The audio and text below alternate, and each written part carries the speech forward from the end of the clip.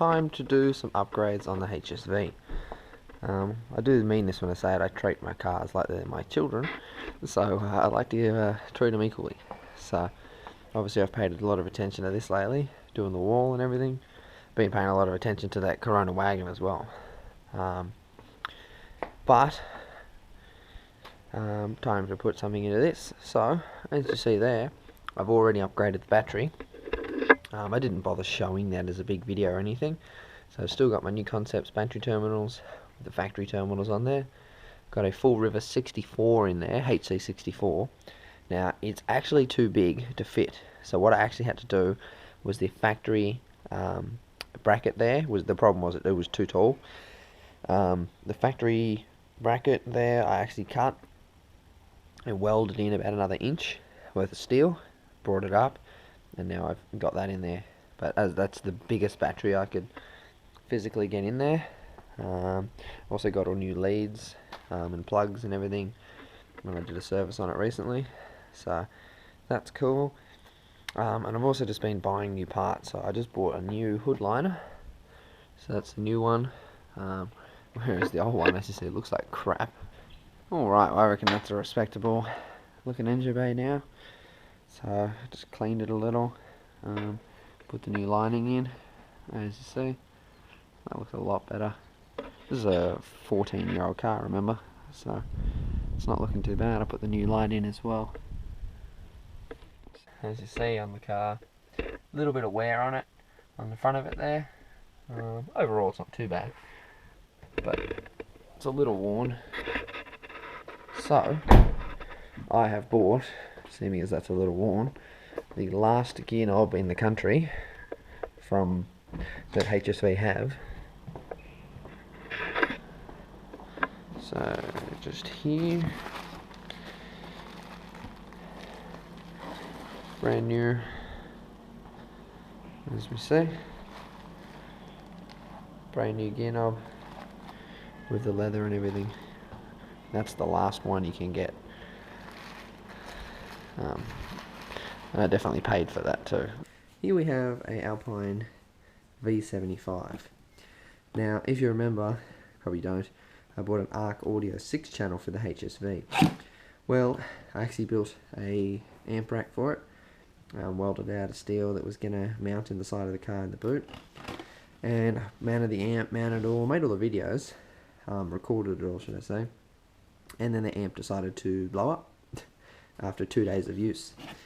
So 3 months later now, I went screw that amp, and now we're doing this guy. Now these guys at 2 ohm, which is what the speakers I'll be running are, say they do 100 RMS, this one does 128 times 4, and for the sub channel it says it does 350 at 2 ohm, this one does 426. So this amp, well, that's the burst sheet from it from Alpine, does a fair bit of power. If I get it out and show you how big it is for the power output,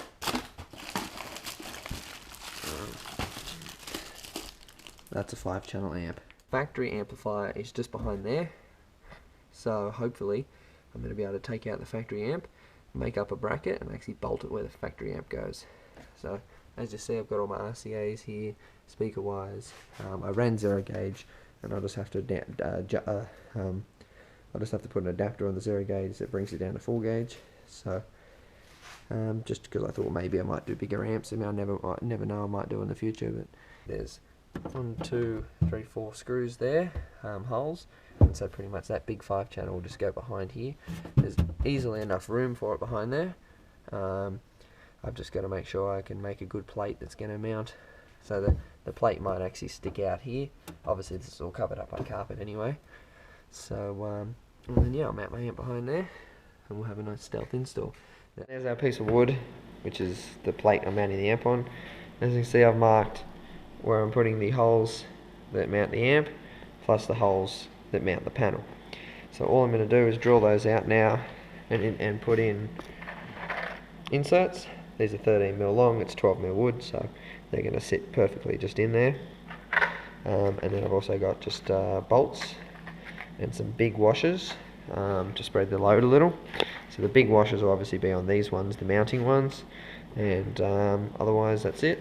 I did have to drill the amp out though, because the amp hole's I think 4mm, so I just drilled them out to a 6. It's just an aluminum amp anyway, the shell, so I did drill those out to 6s, and so that's all we got to do.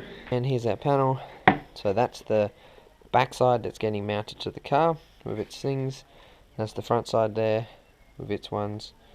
Yeah. So anyway, I'm gonna let that sit there for a minute or two. Let that glue. I glued them in as well as screwing them in. And other than that though, then I'm gonna trim it now and just some black carpet.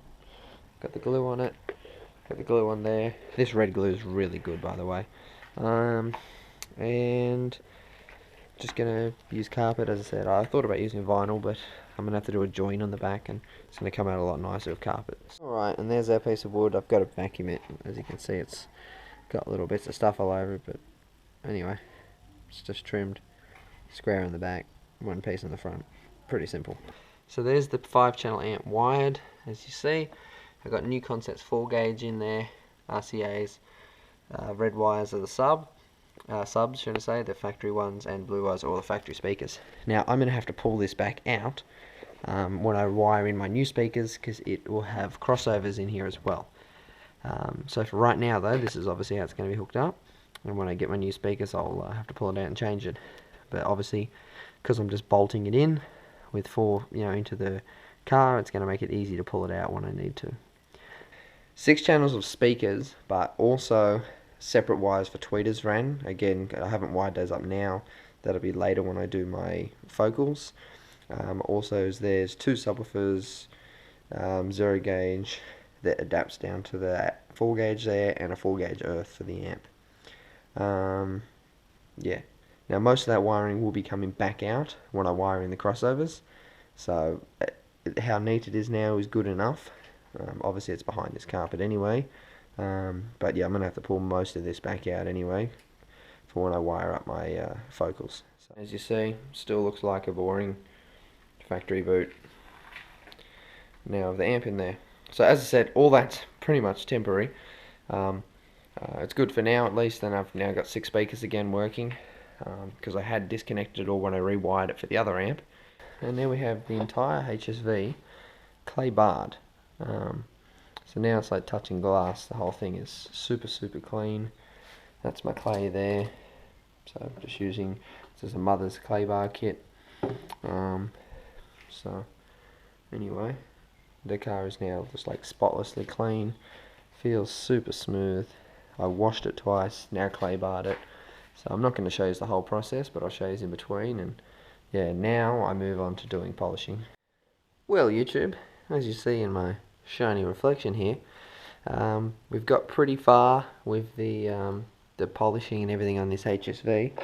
So as I said, I washed the car, clay barred the entire car, polished it with a kind of a heavier duty polish, polished it with a light polish.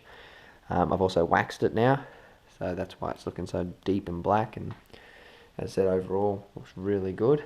And now just applying the last thing I'll be doing to the back of it, which looks like that. So this actually is, where are we? Auto Gleam Extra Gloss Protection. Pretty much this is a seal for your wax. So I'll just wipe that all over the car. It's actually not a heavy coat I've put on there, it just looks really white. I actually have to let it sit for about half an hour to an hour till it sets. As you can see, certain parts are already completely dry, overall, but I only just finished then. So I'll let this stuff set. Alrighty, nearly 2 months since this has been out of the garage. Nearly 2 months, well, since I've driven the car. And as you see though, how black that motherfucker looks now.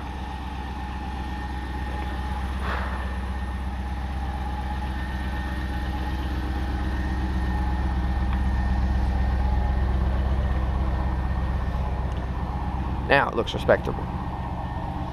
Because before, it looked like arse. So completely clay barred. As you see, clean as hell. The only thing that needs to be fixed on the whole car, on the front bar, there's a chip down there. and it's hanging off, as you can see, which is what they all seem to do. I do need to get that fixed, which I'll get a panel beater to do. But besides that though, as you can see, those swell marks that used to be visible as day aren't visible as day. So that's how she should look. Fucking sexy.